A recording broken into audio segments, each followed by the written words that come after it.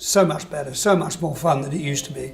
Because remember in the 70s, the 80s, even the early 90s, you had to spend hours on end in a studio. And For decades, Rod Stewart lived the kind of love life that always kept tabloids busy. Supermodels, heartbreak, marriages, and second chances. But recently, the rock legend made a surprisingly honest confession about the one woman he believes he never should have let slip away. And considering everything Stewart has experienced over the years, that admission caught a lot of people off guard. Because behind the fame, the sold-out concerts, and the larger-than-life personality was a relationship that left scars deeper than most fans ever realized. So who was the woman Rod Stewart could never truly forget? Let's find out. Rod Stewart's brutal early struggles. When Rod Stewart entered the world in North London on January 10, 1945, World War II was still raging across Europe. Life in Britain was tough, uncertain, and shaped by wartime struggle. But inside the Stewart household, things felt very different. His father worked as a construction manager, his mother stayed home raising the children, and Rod, the youngest of 5, quickly became the center of attention. Being the baby of the family came with plenty of perks. He was spoiled endlessly, wrapped in affection, and protected from the harsher realities of life for as long as possible. Years later, Stewart would look back on those early days and describe his childhood as fantastically happy. That happiness, though, also made growing up a little harder. Responsibility did not exactly come naturally to him. Inside the Stewart home, 2 passions ruled above everything else: soccer and music. The family lived and breathed both. On the soccer field, young Rod stood out immediately. He was aggressive, talented, competitive, and fearless. People around him genuinely believed he had the ability to make something of himself in the sport. Music pulled at him just as strongly. The Stewart family adored American singer Al Jolson, but the artist who truly changed Rod's life was Little Richard. The wild energy, the voice, the swagger, it completely grabbed hold of him. Rod became obsessed. Seeing how serious his son had become, his father eventually bought him his first guitar, unknowingly placing another possible future in his hands. Before long, Rod Stewart found himself torn between 2 dreams. At 15 years old, he made a decision that would terrify most parents. He dropped out of school to chase a career in professional soccer. School had never suited him anyway. In Rod, the autobiography, Stewart admitted nobody was surprised when he failed his 11+ exam and ended up transferring to William Grimshaw Secondary Modern School. He tried to settle in, but he never felt connected to academics or structure. By the end of his school years, things had only gotten worse. He constantly clashed with teachers, and eventually his behavior landed him in serious trouble.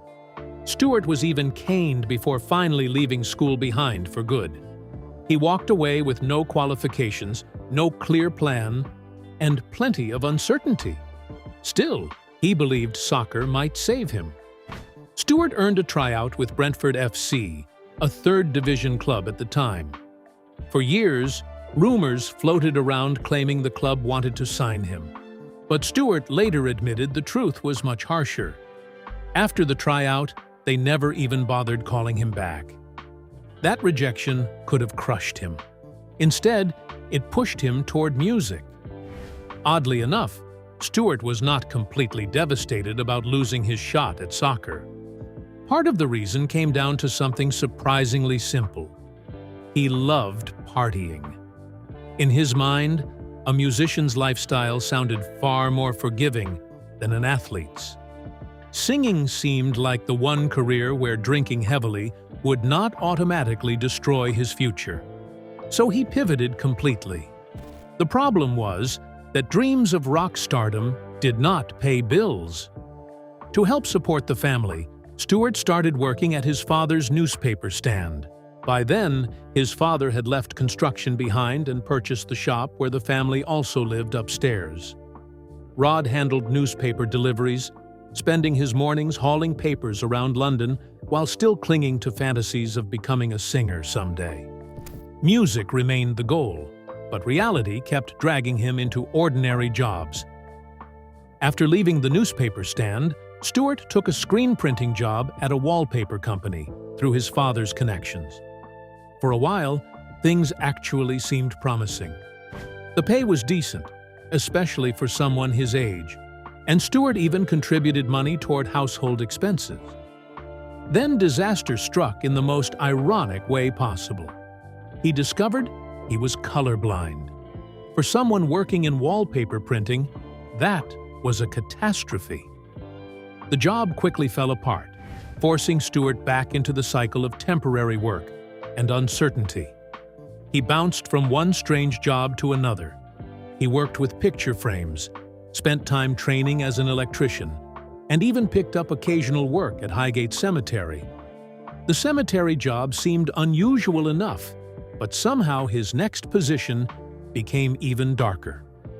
Stewart eventually found himself working in a funeral home, surrounded by cadavers and grieving families, while still quietly dreaming about fame and sold-out concerts.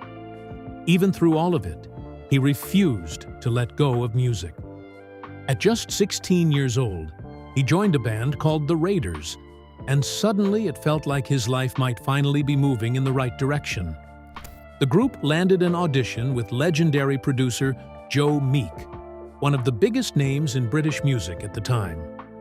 For Stewart, this was supposed to be the opportunity that changed everything. Instead, it turned into humiliation. During the audition, Meek heard Stewart singing and reacted in a way that would scar almost any young musician. He stormed into the studio, covered his ears, and began screaming for Stewart to stop. According to the story, Meek would not calm down until Rod packed up and left. It was brutal. For a teenager already struggling to find direction, the rejection felt deeply personal. Stewart likely walked out feeling humiliated and furious. But history would later prove that Joe Meek's judgment was far from flawless. After all, Meek also passed on working with David Bowie, and famously dismissed the Beatles as nothing more than noise. Still, knowing that later probably did little to ease the sting at the time. Stewart carried that frustration with him and started drifting into London's growing counterculture scene. He became involved in anti-nuclear protests, surrounded himself with beatniks, and moved into a communal lifestyle filled with activism, politics, and rebellion. From the outside, it looked like Rod Stewart had become deeply committed to social causes and world peace. But Stewart later admitted there was another motivation behind all the protesting. He mainly went because he wanted to meet women. And in the middle of that chaotic chapter of his life, he eventually met someone who would change his future forever, though not without bringing painful consequences along with it. Rod Stewart's most controversial romance. In 1962, Rod Stewart met an artist named Susanna Boffey at a nightclub, and the relationship moved fast almost immediately.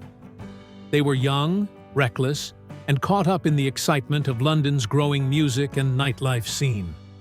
Before long, Boffey discovered she was pregnant. For most people, that kind of news changes everything. But Stewart was only 17 years old, and instead of stepping into the role of father or husband, he pulled away completely.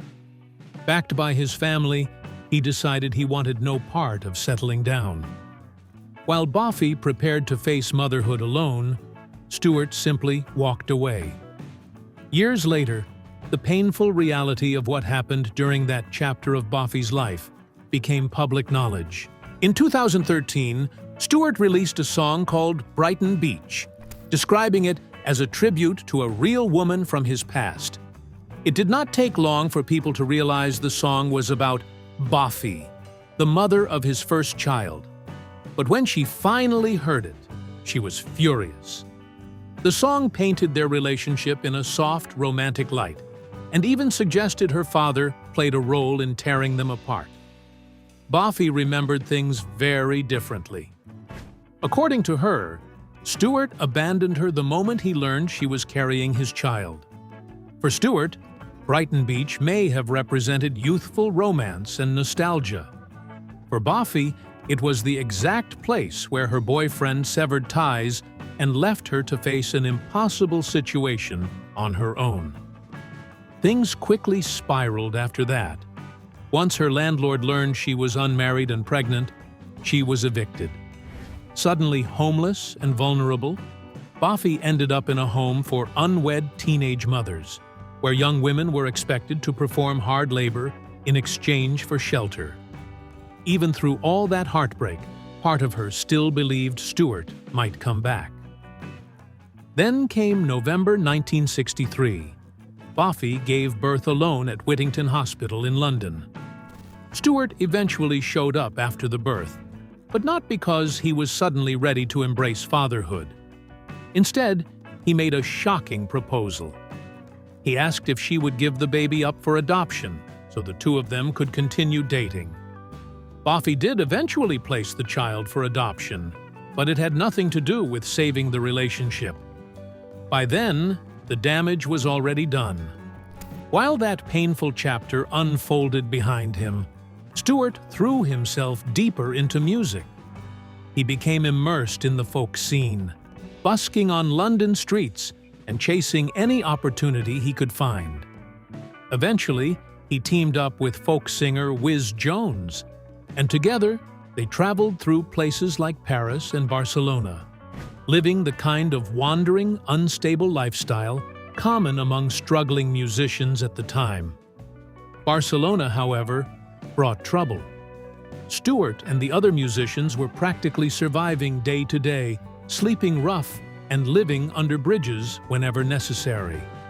Local authorities eventually decided he looked more like a vagrant than an artist, and before long, Stewart found himself deported from the country altogether. Still, even setbacks like that could not pull him away from music. A few years earlier, Stewart had picked up the harmonica almost casually, never realizing how important it would become.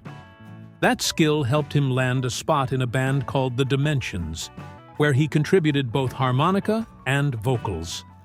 And while performing with the group, he suddenly found himself sharing venues with one of the biggest acts in Britain, the Rolling Stones. For Stewart, watching Mick Jagger command a crowd up close was a turning point. Standing backstage, seeing the swagger, confidence, and chaos surrounding rock stardom, he knew exactly what he wanted. He no longer dreamed about simply becoming a singer. He wanted to become a rock star. The problem was that success still seemed miles away. By 1964, Stewart remained largely unknown and was still busking at Twickenham railway station, playing harmonica for spare change. One day, after watching a performance by musician Long John Baldry, Stewart happened to be playing at the station when Baldry himself walked by and heard him. That random moment changed everything. Baldry was impressed enough to invite Stewart to join his band as a harmonica player. Then he heard him sing and realized there was something much bigger there. Stewart quickly became a permanent member of the group, and suddenly, doors started opening. Performing with Baldry eventually earned Stewart a slot opening for the Rolling Stones, putting him even closer to the world he desperately wanted to break into. From there, he joined the Jeff Beck Group and later became part of Faces in 1969, all while quietly building a solo career on the side. It was an exhausting grind, but Stewart thrived on it. He juggled bands, tours, recordings, and solo projects all at once, determined to leave his mark on one of the most competitive industries in the world. Eventually, the hard work paid off in spectacular fashion. Stewart exploded into mainstream success in America, turning into one of the biggest rock stars of the 1970s. Songs like Tonight's the Night and Daya Think I'm Sexy made him a household name. and with fame came everything he had imagined. Money, parties, celebrity circles, and endless attention from women. By Stewart's own admission, his romantic life became so chaotic during his Faces years that he eventually lost count of how many women he had been involved with. One of those women was actor Joanna Lumley, long before she became internationally famous for absolutely fabulous. Ironically, when they first met, Lumley had no idea Stewart was a rock star. She later explained that she struggled with facial recognition and genuinely did not recognize him. Still, she agreed to go out with him, and by all accounts, Stewart left a positive impression on her. Lumley later recalled riding with him in one of his fast sports cars when she suggested speeding past slower drivers. Stewart refused, calmly explaining that owning a faster car did not give someone the right to behave rudely on the road. It was a surprisingly grounded moment from a man already surrounded by excess. Their relationship eventually faded, for a reason Stewart later admitted with some embarrassment. Lumley's refined, upper-class accent intimidated him.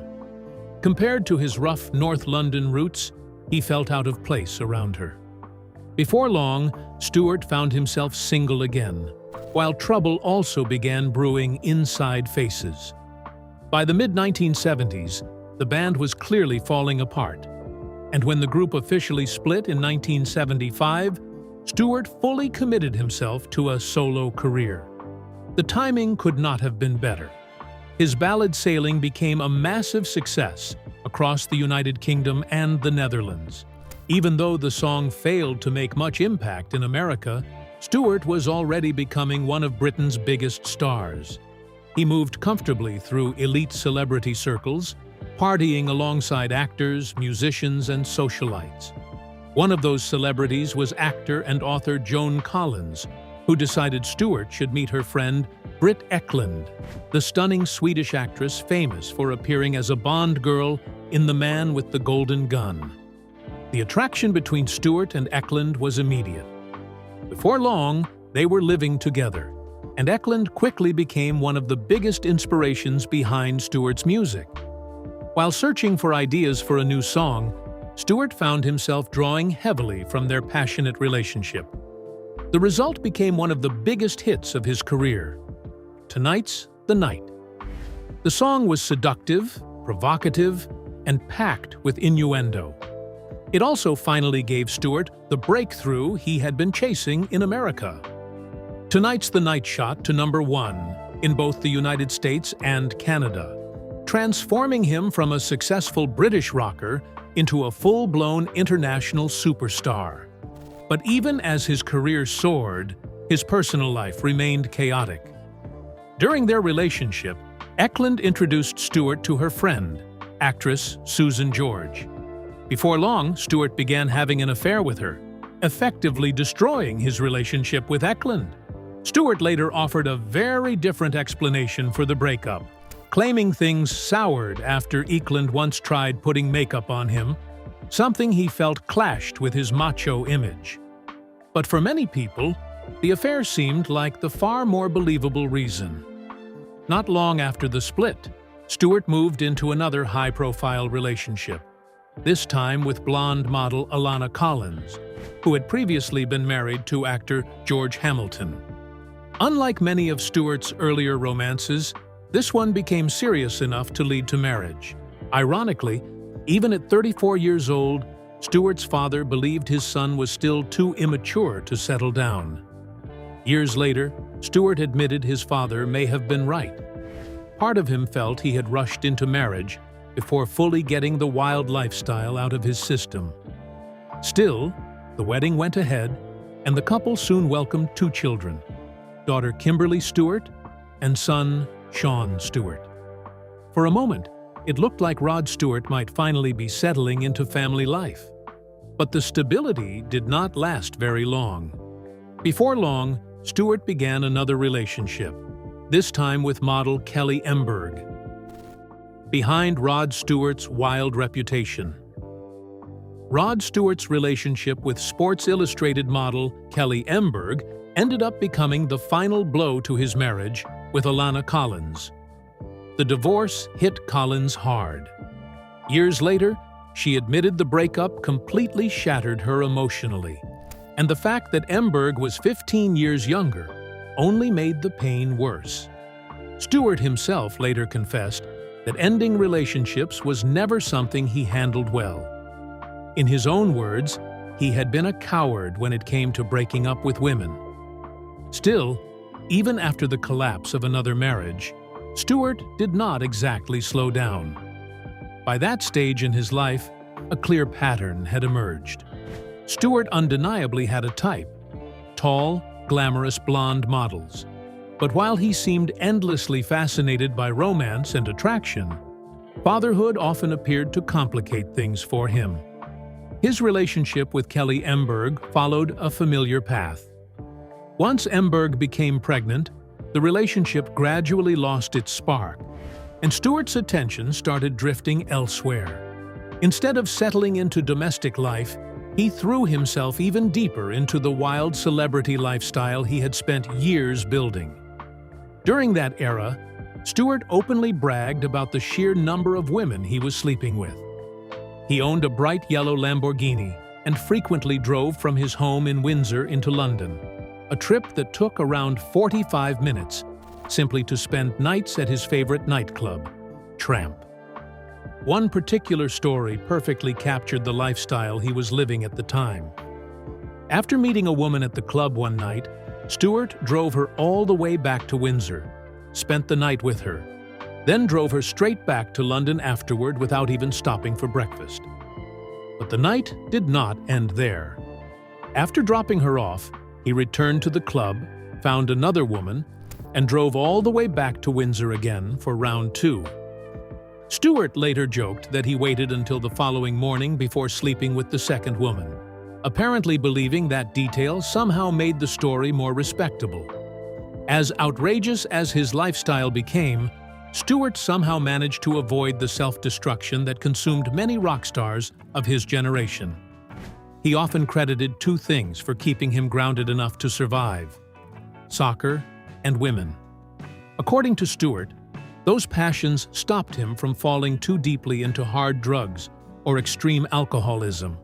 In his mind, excessive addiction would have ruined his ability to play sports and damaged his sex life, two things he valued enormously.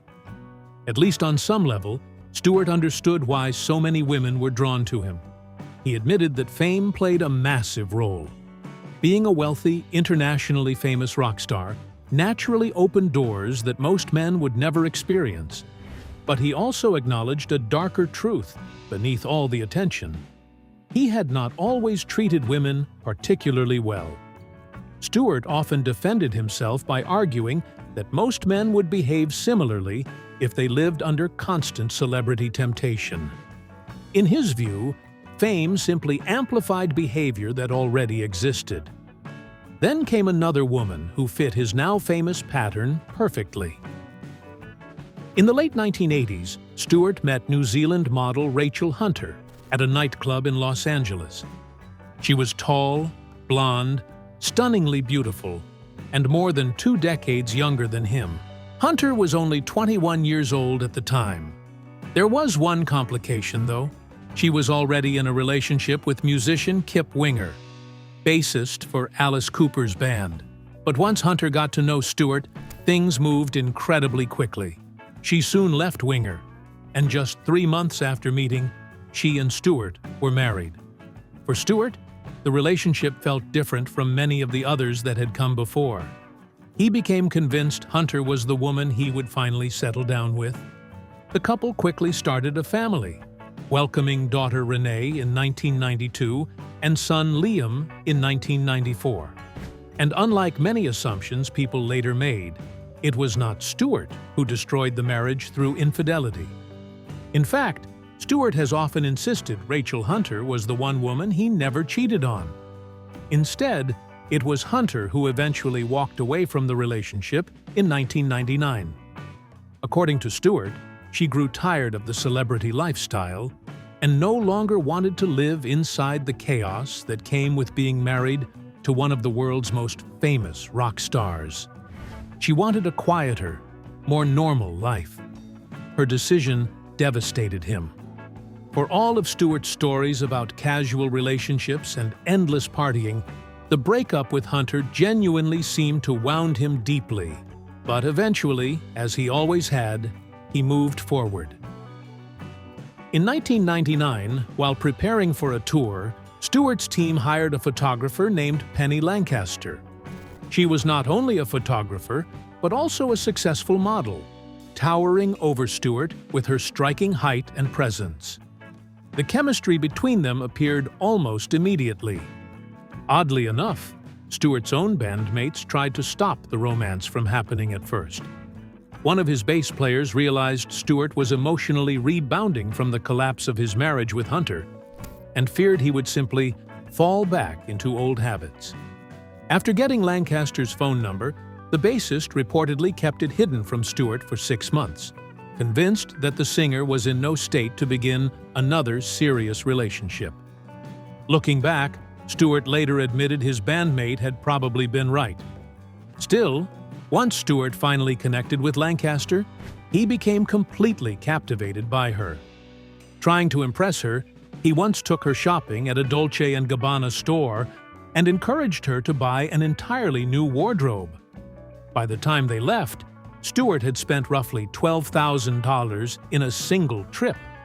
There was, however, one strange condition attached to the extravagant gift. Stewart told her she could only wear the clothes when they were together. Despite the unusual possessiveness, Lancaster stayed. Her family, though, was far less convinced.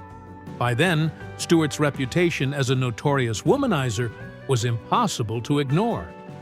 Lancaster's father reportedly disliked the relationship from the beginning, and her brother Oliver feared Stewart would drag her into a destructive celebrity lifestyle filled with addiction and scandal. Ironically, Oliver eventually changed his opinion so dramatically that he later accepted a job working for Stewart himself. In 2005, Stewart and Lancaster welcomed their first child together, a son named Alistair. Then, 2 years later, Stewart surprised many people by walking down the aisle for a third time. The wedding took place in Portofino, Italy, and not long afterward, the couple welcomed another son, Aidan. By this stage, Stewart was already the father of 8 children. But for the first time in decades, he genuinely seemed ready to embrace family life in a more stable and committed way. Then, just as things appeared settled, a forgotten chapter from his past suddenly came crashing back into view. In 2007, Stewart was inside a Los Angeles recording studio with his band when the receptionist called upstairs with an unexpected message. A young woman was downstairs claiming to be his daughter. At first, Stewart assumed it had to be some kind of scam. Wanting to avoid embarrassment, he sent bandmate Jim Cregan downstairs to investigate before agreeing to meet her himself. The moment Cregan saw the woman, his doubts vanished instantly. She looked exactly like Rod Stewart. The young woman introduced herself as Sarah Streeter. As Stewart pieced the story together, he realized she was the daughter he had fathered decades earlier with Susanna Boffey, the same relationship that had inspired Maggie May. Sarah's life had not been easy. She struggled for years with addiction and emotional turmoil before eventually learning the truth about her biological father from her adoptive parents. The revelation was surreal. Stewart had been famous for so long that his image had literally hung on her bedroom wall while she was growing up. After the death of her adoptive mother, Sarah finally decided to reach out to him. The relationship between father and daughter was awkward at first, shaped by years of distance and unanswered questions. But over time, things slowly improved, and Sarah eventually became accepted as part of the wider Stewart family. Even as Stewart settled into family life later in life, stories from his wild past continued following him everywhere. One of the strangest resurfaced publicly during a 2012 appearance on Katie Couric's talk show. Couric confronted Stewart about a decades-old urban legend, claiming he once ended up in a hospital emergency room after an outrageous night partying with sailors. The rumor had followed Stewart for years and become one of rock music's most bizarre gossip stories. Clearly uncomfortable, Stewart strongly denied it and insisted he was completely heterosexual. He then explained that he believed the story originated with a former publicist he had fired years earlier. According to Stewart, the publicist spread the rumor out of revenge after being dismissed from his job. The problem was that the story could never really be verified because, according to Stewart, the man had since passed away. Still, while Stewart appeared embarrassed by that particular rumor, he often seemed strangely proud of many other outrageous stories surrounding his love life. In his autobiography, he openly admitted to cheating on one centerfold model with another. He even confessed that during the period he was involved with Kelly Emberg, he was simultaneously being unfaithful to her as well. For many people, it raised the same question over and over again. What exactly made Rod Stewart so irresistible to women? Ironically, Stewart himself claimed his secret was incredibly simple.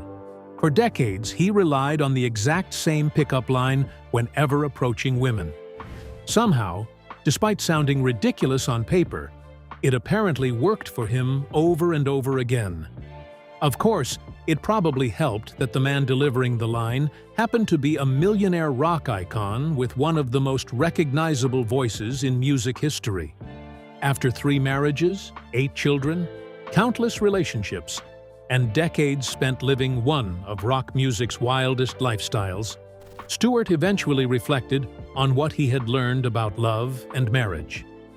And true to form, even his conclusion came wrapped in humor and cynicism. Rather than ever getting married again, Stewart joked that if he found himself single in the future, he would simply find a woman he did not like and buy her a house instead. Rod Stewart names the one woman he shouldn't have let go. Even though Rod Stewart is happily married to his current wife, Penny Lancaster, the rock legend has spent more time lately looking back on the relationships that shaped his life. During a recent interview with The Times, Stewart reflected on the night he first met Penny at a bar shortly after the collapse of his marriage to his second wife, Rachel Hunter. Before Rachel, Stewart had been married to Alana Stewart from 1979 to 1984, making his love life one long, winding chapter of highs, heartbreak, and reinvention. As Stewart remembered it, Penny walked up asking for an autograph, but the conversation quickly turned into something far more memorable. Completely captivated by her confidence and beauty, he later described her as an incredible dancer who immediately stood out from everyone else in the room. Still, behind that charming story was a painful period Stewart rarely hides from. He admitted that while he was fortunate enough to eventually find love again, the end of his marriage to Rachel Hunter hit him incredibly hard. There was a 6-month stretch between the breakup and meeting Penny, partly because Stewart's bass player refused to hand over Penny's phone number. According to Stewart, his friend believed he needed time to enjoy single life instead of rushing headfirst into another serious relationship. Stewart later admitted his bandmate was probably right, joking that he made the most of those months. But underneath the humor was genuine heartbreak. Stewart openly confessed that Rachel leaving him tore him apart emotionally. Looking back, he believed their age difference played a major role in the relationship falling apart. Rachel was only 21 years old when she married the 45-year-old rock star, a gap that immediately concerned Stewart's family from the very beginning. Even his own sister reportedly warned him that the marriage might never work long-term. And in many ways, Rachel Hunter later agreed with that assessment herself. Speaking with the New Zealand Herald years later, she admitted that her youth heavily influenced the breakup. she explained that life simply unfolded the way it did. And while hurting Stewart was painful for her, she acknowledged that both of them eventually came to understand why the marriage could not survive.